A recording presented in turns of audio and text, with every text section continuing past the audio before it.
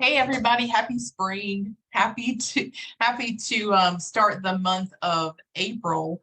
As I had mentioned, I don't know how many of y'all watched that short video that I posted on Sunday, but I love the beginning of a new season, even more than I love the beginning of a new month. And I think it's important to think about this journey towards freedom. Think about it in blocks of seasons. Every season has a purpose, and there's seasons of planting, there's seasons of growth, there's seasons of just stillness. Like I mentioned, winter, there's seasons of harvest. But really behind the scenes in every season, something is happening. And I think that's really, really an important mindset to take into this journey of freedom. We love to have the kind of group where we pop in for 30 days, we all do a certain thing. And I've run groups like that, right? Like where I'm like, everybody do this one thing. Like, let's all do this for 30 days. And that's exciting. And it's somewhat effective, although most people don't stick with it after the group is over, I have found, whether it's a fasting challenge or fitness challenge or whatever it is. Those are fun things to do, but what I'm after for me and for all of you is continuing to reach greater levels of freedom. And in every season, there's Jeff, let me let him in. In every season, we're always either moving towards greater levels of freedom or we're sliding back into lack of freedom. And so it's important to stop and say, what is the season that we're entering into right now?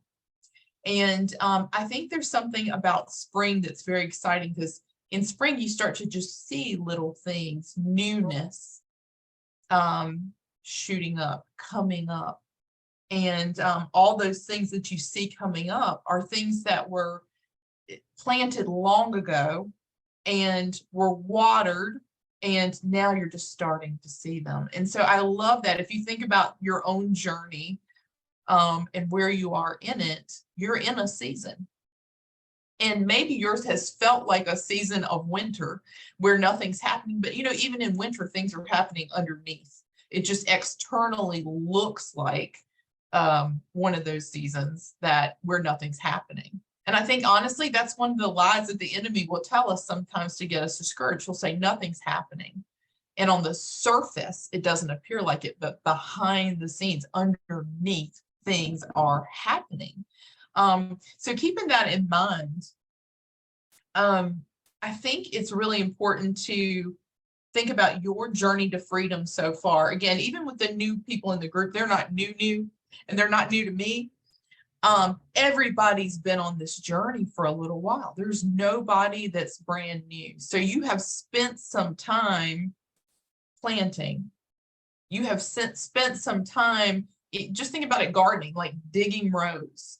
What is that? That's learning to be consistent in speaking every single day what your behavior is going to be. It's that pre-deciding. When you declare things, you're planting seeds, right? It's true. What we speak actually creates action. It creates something in our life. So it goes into that whole thing. So think about what you've been speaking so far this year in January, February, March. What have you been speaking? That's what's planted in the ground. And, if you find yourself speaking positive things and real things and speaking life over yourself and speaking life over your situation, but then you come behind that and you're saying negative things, those negative things fall out of your mouth like weeds too, and they can choke out the positive. So moving forward in this season, I just want to really encourage everybody to still pay close attention to what you're saying. Now, I was hoping that Karen, I'm going to say Karen S. I'll just call her Karen since I call you Mom. Karen was telling her story in the group, and I don't care how long you've been here, I really want everybody to do that again. We need to do that. It's not just reintroducing yourself, it's a reassessment. But anyway, Karen was talking through, and I was reading her story and I was reading her experience. And when I read it, it made me realize how much my viewpoint or my revelation around food has changed. And there's two things that stood out to me. And Karen, I know you're going to be watching this later, so I hope you don't think that I'm picking on you. I just want to, it's an opportunity. So one of the things I realized is when you have an issue, whether it's a sickness, an addiction, a problem, and you claim that thing is yours, it is harder for you to get rid of it. So when you say, my addiction, my eating disorder, I have found it's harder to lay it down because it's something that you're claiming it. Does that make sense? So when you say my eating disorder, I know it, and I know this from my own self too, it really was such a part of me. It's mine. And I had a harder time putting it down. Instead, if you see it as something that, again, has attached itself to you, it doesn't really belong on me. It's not supposed to be there, right? Like, it is a foreign thing that has attached itself to me. It makes you want to lay it down. It's, again, sort of separating yourself from the behavior or the, even, I haven't used the word addiction in a long time, but it's separating yourself from that addict behavior because it's not your identity. So evidence of that, I think, is, you're created one way, right? Like, you were created perfectly whole. You're created with a purpose. You're created to accomplish great things. You're created uniquely. And then at some point, and sometimes very early on in life, there was a seed that was planted that was deception. And again, you don't necessarily have to know what that seed was right now in order to move forward in your freedom, but understand that at some point you believed a lie, or you began to believe a lie about what food could do for you.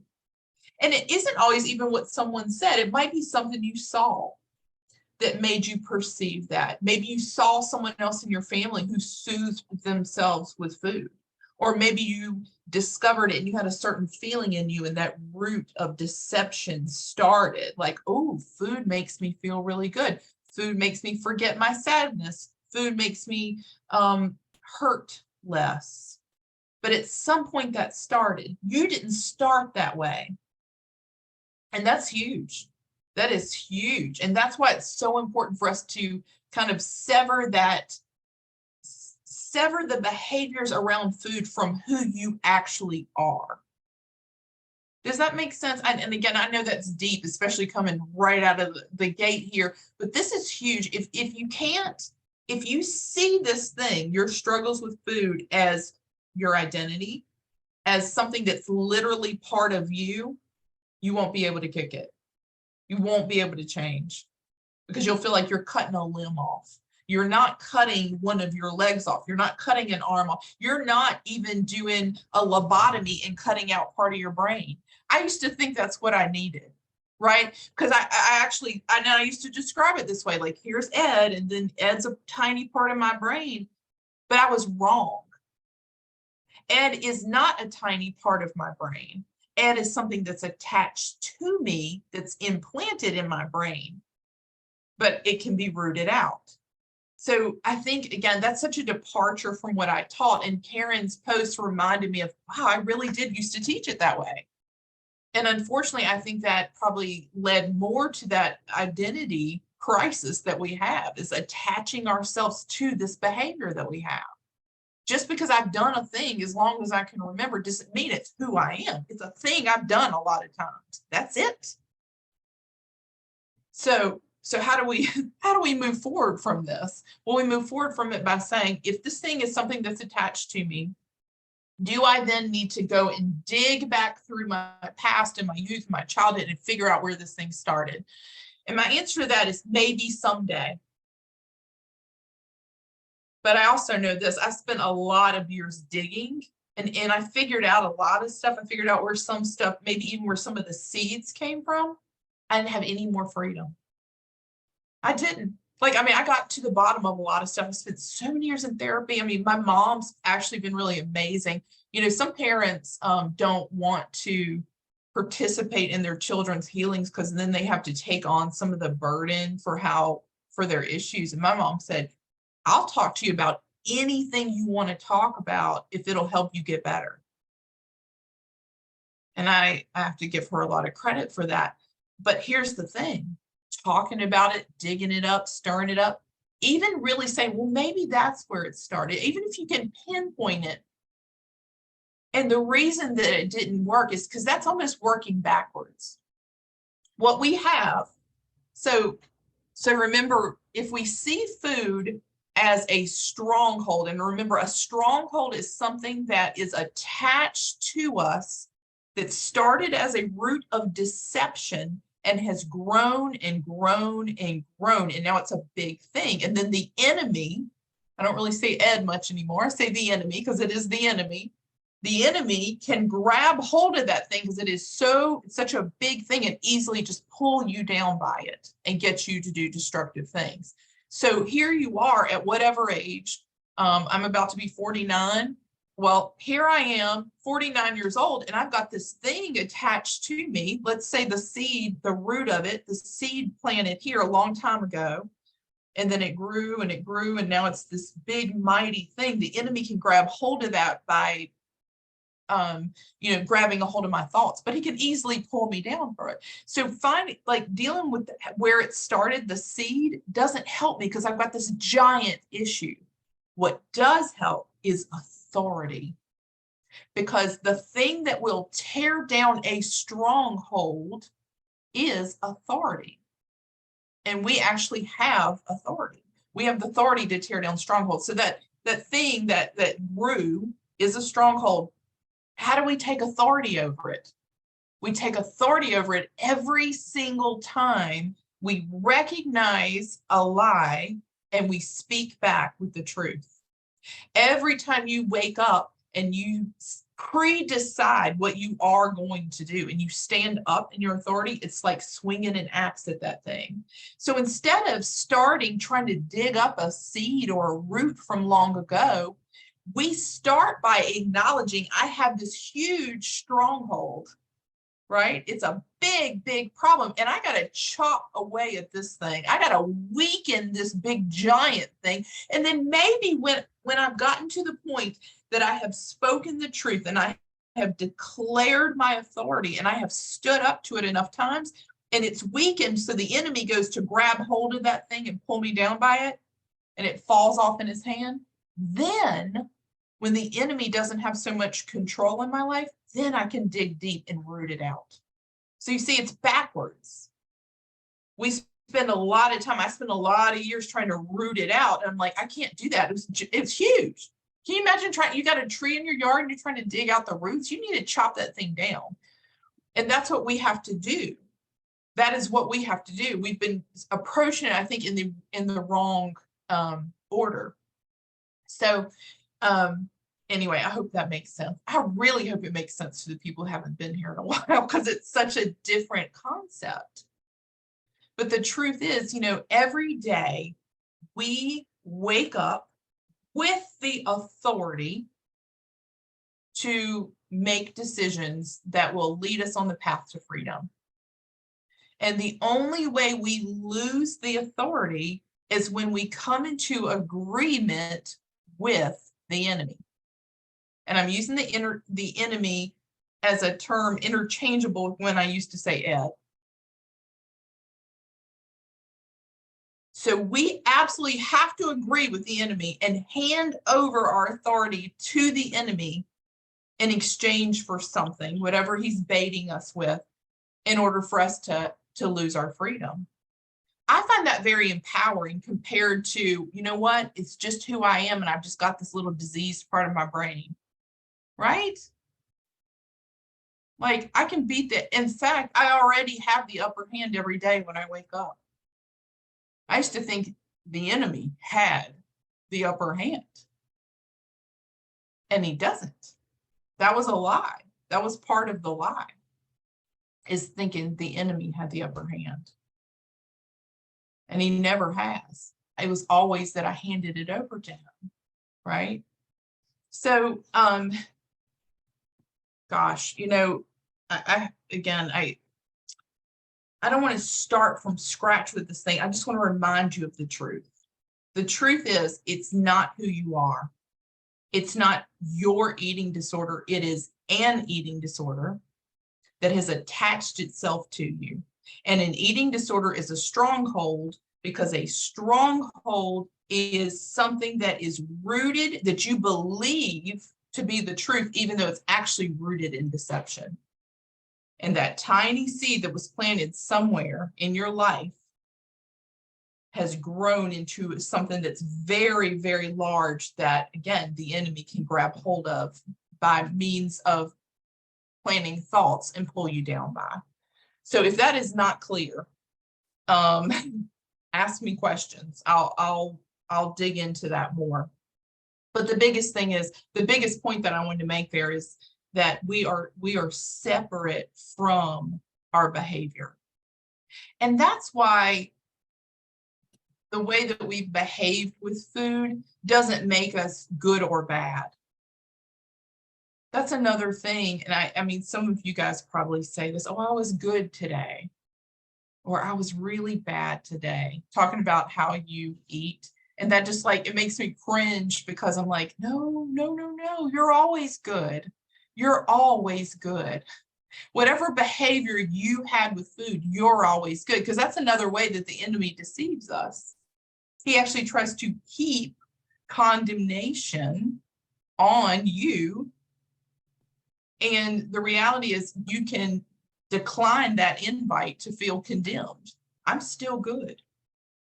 Let me pay attention to where I handed over my authority today. So since it's the first class of a new month, I wanted to go over again the difference in emotional eating and compulsive eating. As you take a look at where you are in your journey to food freedom, I think it's incredibly important to name the specific areas where you're still bound.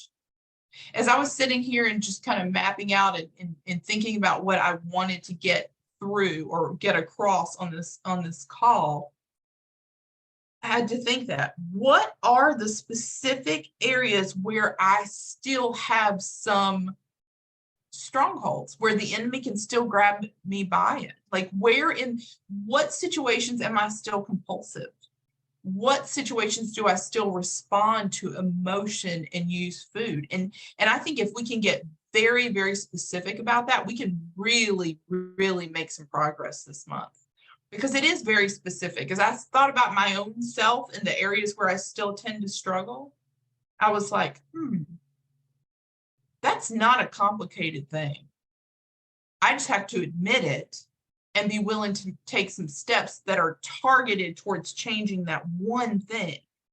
Because for most of us, it isn't a whole bunch of stuff. At this point in the journey, most people are beyond, like, everything's a hot mess. Most people, we're to a point in our journey where it is something really specific. And you may be thinking about it right now. And you know what? It's true. I still do struggle to, stop eating at night, or it is this one specific thing that I'm eating that seems to have a hold over me. And when you really take it, it's like, what is that thing?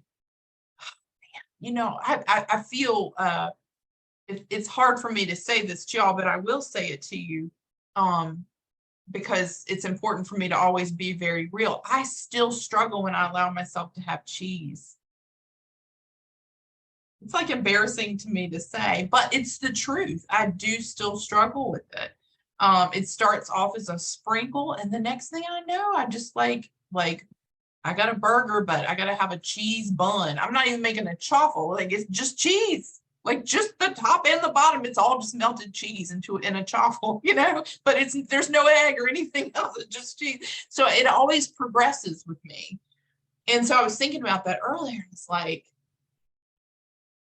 I don't like that. And that's something that doesn't feel like freedom to me, because it's not what I intend. I never intend for it to get to that point, but it always does. What does that mean for me? I don't know, but I know that one of the things I decided to do this month was certainly decide not to have cheese this month. I don't know where I go from there, but I'm not going to worry about it. But I know I want to target that one thing that's still a problem for me. And I can only target if I admit it. And I'm openly admitting that right now. So I still sometimes struggle with pork rinds also. And I thought, this is not about like using my willpower and digging in deep and saying, I'm not having cheese or pork rinds this month. It's like, I'm tired of being bossed around by those particular foods. And when I eat them, I feel like I hand over my authority. Like, I don't need to eat all the pork rinds. I don't set out with that intention, but then I eat all the pork rinds. That's a problem. I don't want to knowingly hand over my authority to any food. I just don't. And so I need a level of freedom this month from those particular things. And then I'll assess what to do next month and how I want to handle it. And that's the process for these, getting deeper levels of freedom, is just acknowledging it. It might be ugly. Y'all might be tired of me talking about cheese and pork rinds, but you know what? I'm still dealing with it. And so I need to talk about it. I need to tell you that there's always a greater level of freedom. And that's what I'm really calling you up to. So, anyway, so let's go back to the difference in emotional eating and compulsive eating. And I have really, again, in my own situation, I'm like, is that emotional or is it compulsive? And I have a little bit of both going on with those things. Because it may start off as something emotional, like the need or want for cheese, and then it turns compulsive once I've got it. Once I'm using it, it just turns into compulsion. I gotta have more. There's nothing driving it except for, ooh, there's cheese. I gotta have it. So I want to talk about that. So, and remind y'all, as you are looking at those areas in your life that you need to target, like put that thing on a bullseye in your mind, and that's what you're going after this month. That thing, that behavior, that one thing that you need to break loose from and really take action on. What is it for you? See it in think of a bullseye, a target, and then think of that thing on it. That's the thing I'm going after this month. That thing. I'd love to just conquer it, This month, I'd love to conquer cheese for good. I think it's possible. I don't know if I've ever targeted it like this before. I've done abstinence with it, which gives you a temporary kind of, like, it's a certain level of freedom. But I don't know if that's the answer. I'm going to figure it out. I'm going to figure it out. But that's the thing. I have this constant hope that I'm going to come up to another level of freedom in all things. Do you see that? That's the process I work through. So target, know what that thing is. What's the thing that you need to have a breakthrough with, and target it. Think of a bullseye and focus on it. So emotional eating is always when that desire to eat comes up in response to a feeling. And so the feeling can be, I feel like celebrating. Sometimes we only talk about the negative things, like, oh, I feel tired or sad or lonely or bored. But sometimes it's like, I feel like celebrating. I feel extremely happy and I need to have a celebratory food. So you have to, in your own world, you have to be extremely aware of what are the emotional situations where I'm still eating. For me, I think I can eat in response to worry or frustration. Like, as I think about, are there some emotional situations where I eat? Yeah, sometimes I think in response to worry or frustration. But again, know what emotions in your life in particular really send you towards, especially if there's a specific thing that needs to be targeted. I think the more you can name it, the more you can narrow down what it is, the better chance we have to beat this thing. I just want to see everybody at a greater level of freedom at the end of this month. And I love if you will do like I am and just share what it is. You know, if I just said, hey, what's your problem? Most people know.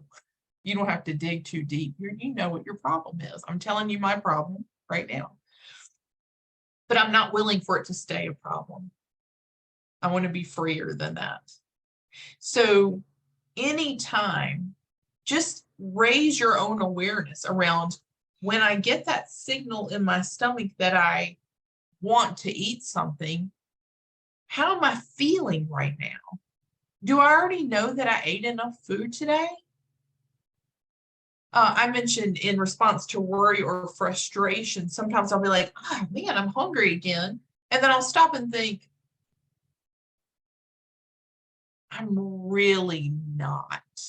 I know I ate enough food already today. That is not what this is. It feels like hunger. In fact, my stomach will respond by growling. And do you know why it does that? If you have eaten in response to worry in the past and then you're feeling you're worried, your body's like, let me help you. I know how you handle this. I'm going to signal you to do the thing that makes you feel, that squashes down that feeling of worry. And then we justify eating because you're like, well, my stomach was growling. But your stomach is growling in response to a repeated behavior. Does that make sense? So your stomach's like, let me help you out. You're feeling worried. I don't like this. It doesn't feel good. So let me signal you to do the thing that you always do when you're worried. And then we're like, well, I must be hungry because my stomach's growling.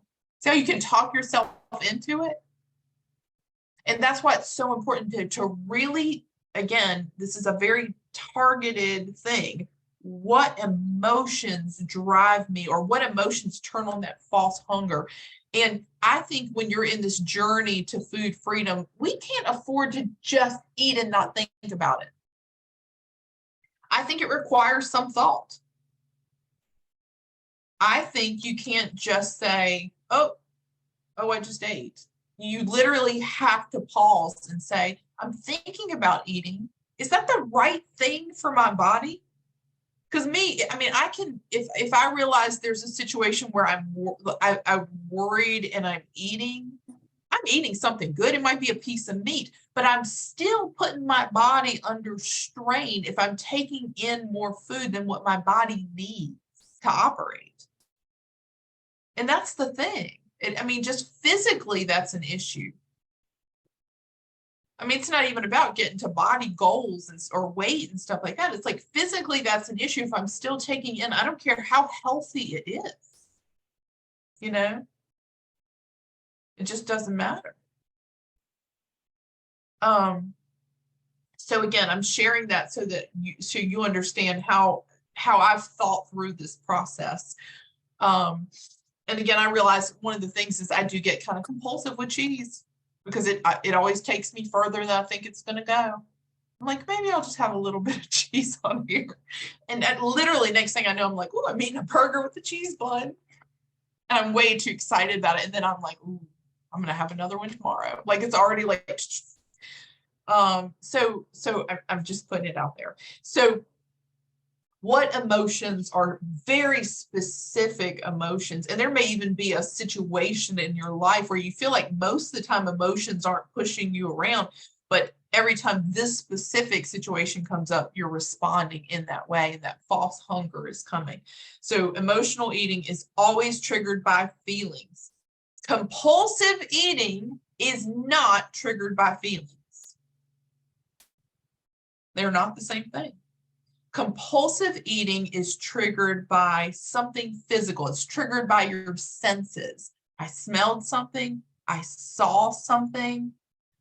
I went around a person. They were eating. I guess it's still I saw something. But it's triggered by your senses, and it has nothing to do with how you're feeling. It's triggered by sometimes familiarity. Like I talked about, sometimes just the act of sitting in the chair and turning on your TV can trigger that false hunger that's compulsive. right? And again, that's your body like, I'm going to help you out. You forgot what you normally do when you sit right here. Let me remind you. And your stomach may very well growl. That does not indicate that you're hungry. That is your body saying, hey, you're missing a step in this process. You forgot you're supposed to have food in your hand when you sit down and turn on the TV. And so your stomach will start to growl to remind you, to help you out, right? And this is the physical side of it. I'm not even talking what the enemy's doing with it. I'm just talking about physically being aware of yourself, how your body will actually lie to you and work against you, so that then that's where the enemy's like, see, your stomach's growling. It must be real hunger. He'll grab hold of that and just run with it, you know? So compulsive eating can be, again, turned on by your senses. It can be turned on being in a very specific place. Actually, I find that it can be a very specific time of day.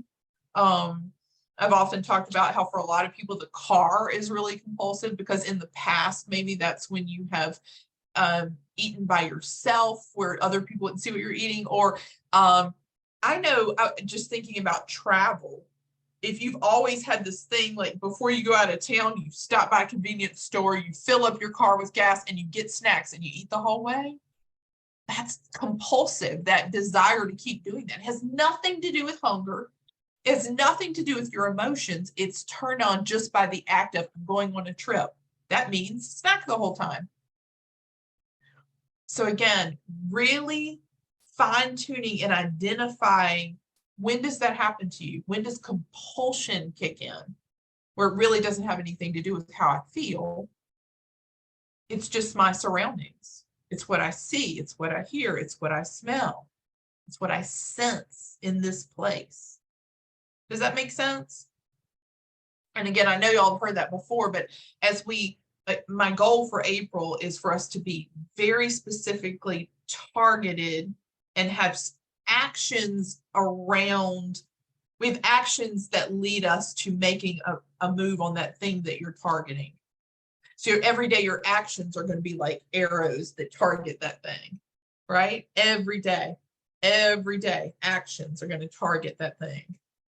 So if I know that I have an emotional eating issue, how do I target that thing? Well, I know for me, I have to say, when I am worried today, I'm going to go for a walk and pray. Or when I am I have to have another plan for me, because, emotions demand to be dealt with. So if you get angry, if you have interactions with people who make you angry, and then you wind up eating to push that feeling down, because that's a terrible feeling to walk around angry and push it down. Anger demands to be dealt with. You have to deal with that, or loneliness, or sadness, or fear. In that case, if it is emotionally driven eating, you've got to deal with the actual need. You've got to deal with the real emotion that you're having. And honest to goodness, sometimes if it's sadness, you just need to cry your eyes out. And I don't know, I have a hard time telling people when I'm sad because I don't want them to worry about me. But sometimes it helps to just go ahead and cry my eyes out and just let it all out. Emotions demand to be dealt with.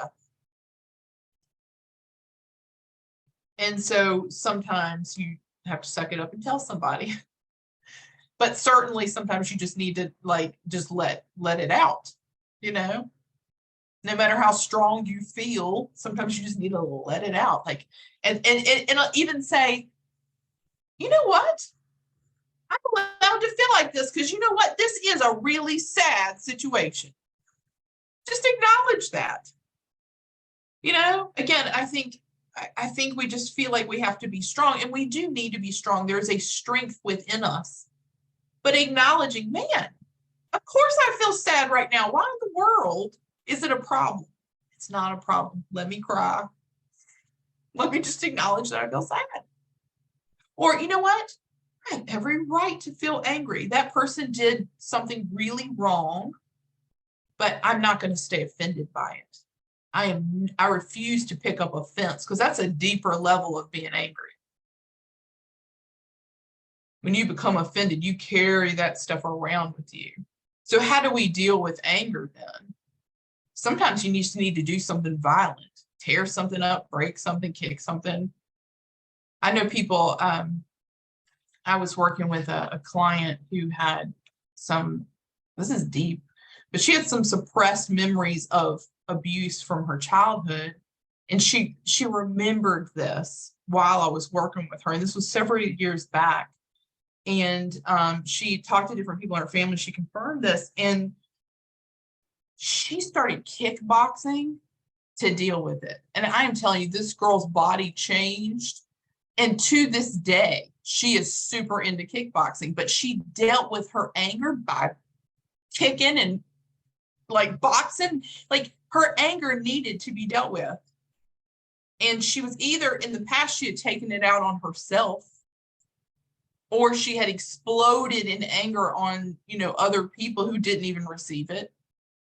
The person who deserved her anger, they didn't care that she was angry. They didn't care if vitriol spilled from her mouth and wore her out and got her out of character, right? So what did work for her was kickboxing. Every emotion demands to be dealt with. So instead of just saying, I want to pretend I don't feel lonely right now, what do you really need when you feel lonely? You need some kind of connection with somebody, right? I think Jeff left accidentally and let him back in. So loneliness, acknowledge it. Like, it's okay to be like, man, I'm really lonely and I'm sad about that. But you know what I don't want? I don't want to use food.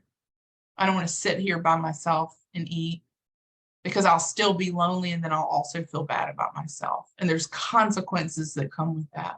So I'm just encouraging you, know what it is. Know what your emotional danger zones are, or they're almost emotional activators, right? Like, when this emotion comes up, it like activates this reaching for food. And then know your compulsive areas. So, the problem with compulsion is there's no real need to be met.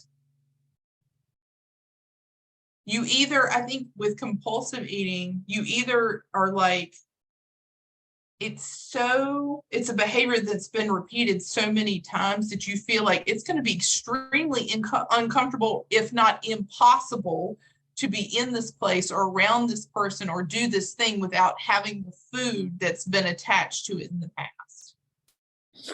But when you actually press through and you decide to be around that person, sit through a movie and not watch TV, you actually find, wow, I'm much more focused.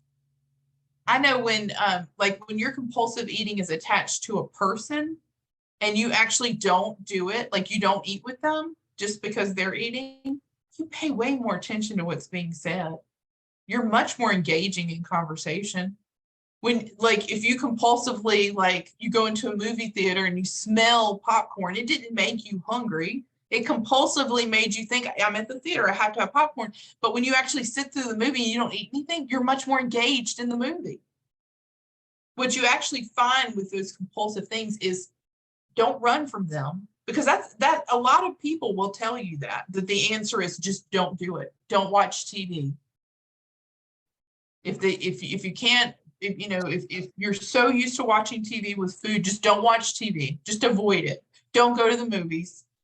Don't hang around that person. I encourage the opposite. I want you to see that you can do it. And in fact, your level, the quality of that thing is actually way better.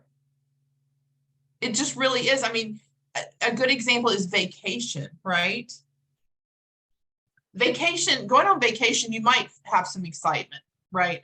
But really, it's compulsive eating when you think, I'm on vacation, so therefore I should take a vacation from all my standards with my food. That's compulsive. I can't go on vacation and not have,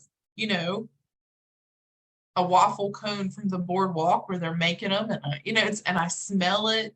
and my memory gives me euphoric recall. But the reality is, what I have found is going on vacation has been much, much better when I'm not constantly distracted by food, or the food is not, it isn't like, let's go from one eating situation to planning the next eating situation.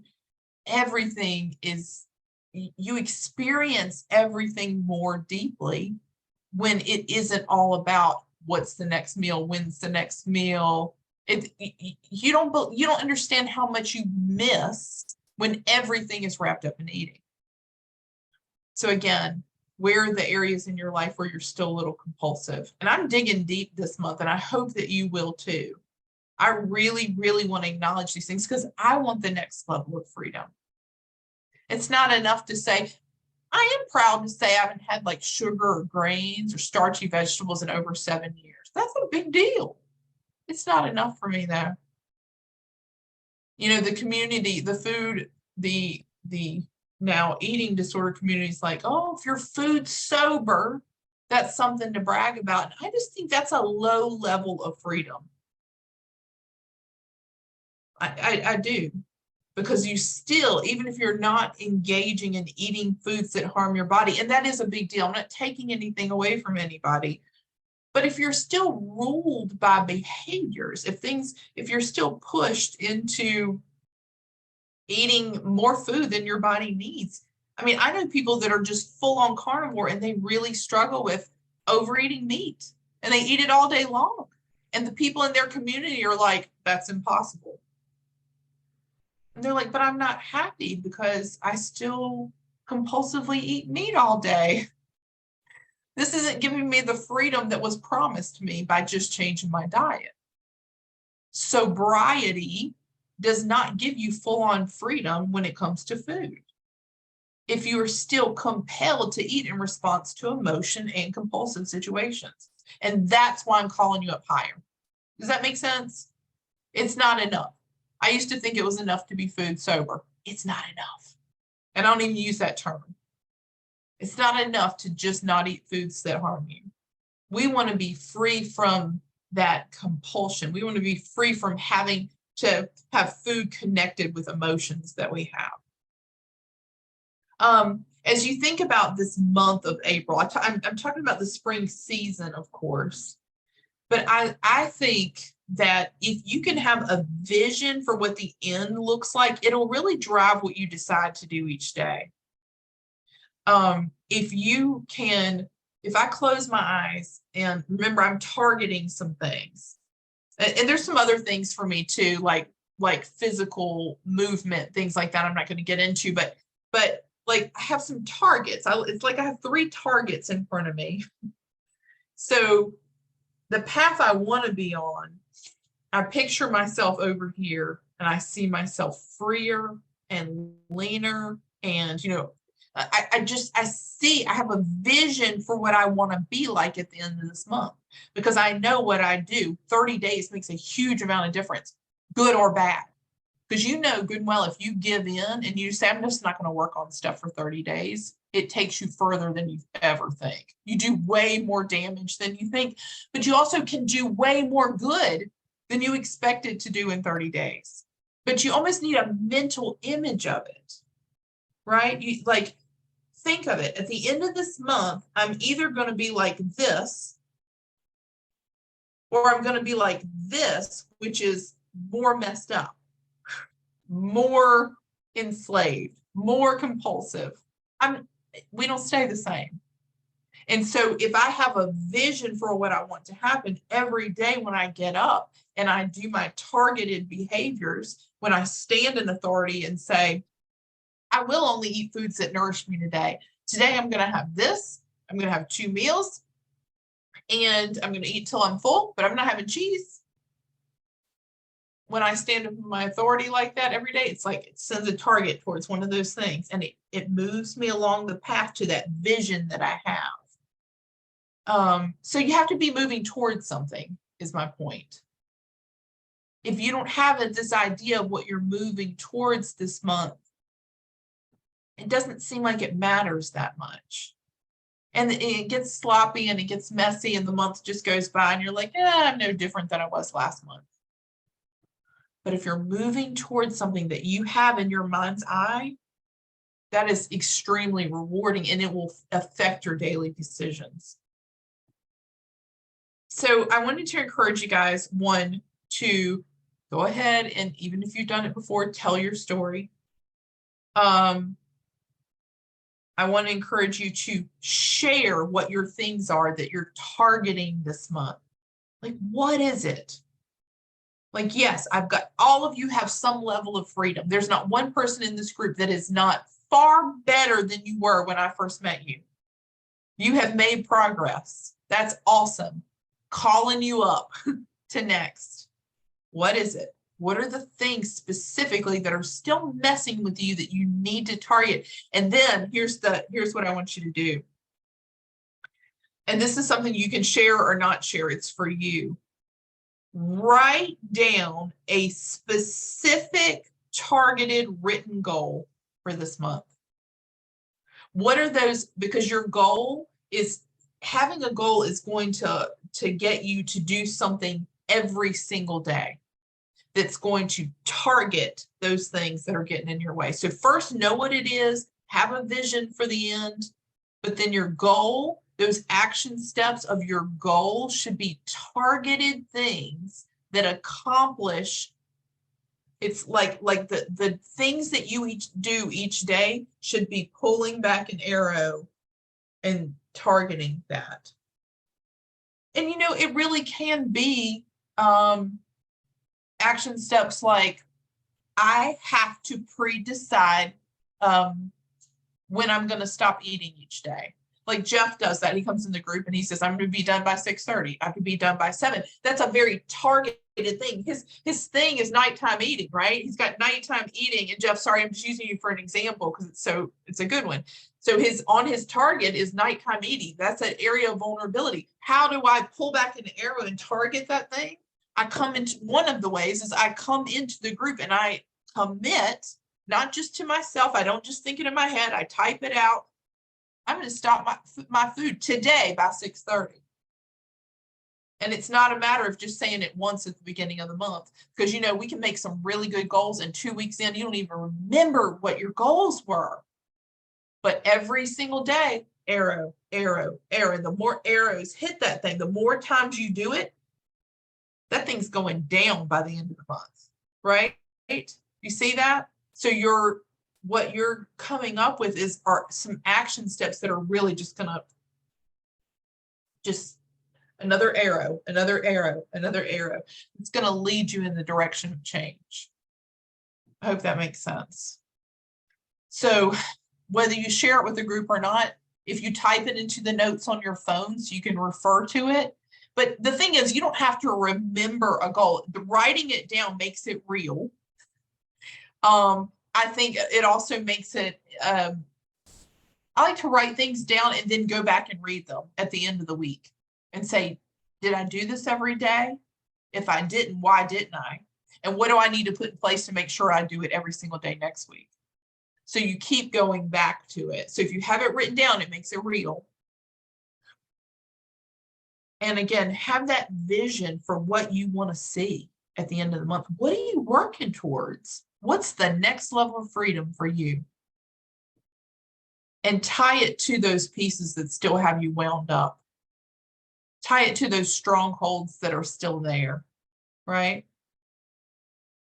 All right, well, it's 7:55. I want to open it up for whatever you guys have to say, for conversation, for questions about this. I want to make sure we're all on the same page in terms of just going at it, because it's spring. Like I said, stuff's starting to spring forth. I think we water those things that are beginning to spring forth. If you're starting to get some freedom in different areas of your life, these things that we're doing, these daily steps that we're taking, the words that we're speaking, the commitments we're making, that's what waters those little things that are budding forth.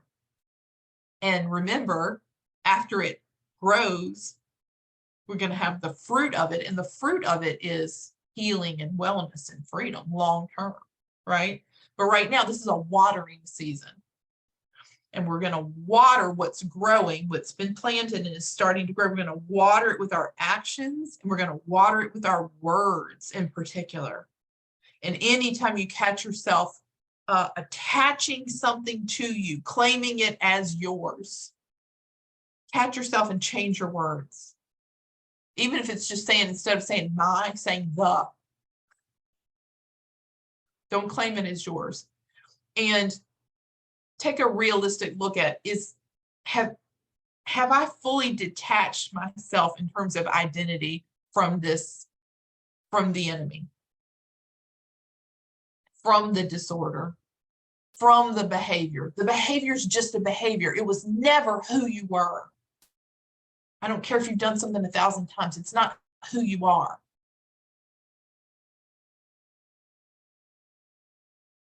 And I think we might all still have a little bit of work to do around that.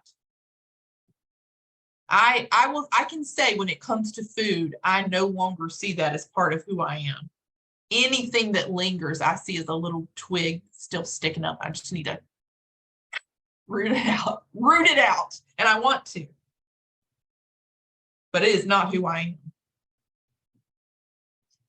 So anyway, let's open it up for questions and comments. I struggled with such a deep conversation tonight, especially with a couple of new people in the group. I wanted to do something. My initial thought was, I'm going to do, let's spring into action. And it was going to be real inspirational, but cheesy. And I thought, no, let's keep on doing this. Like, let's just keep taking this thing to new levels. Let's just get it all the way free, you know?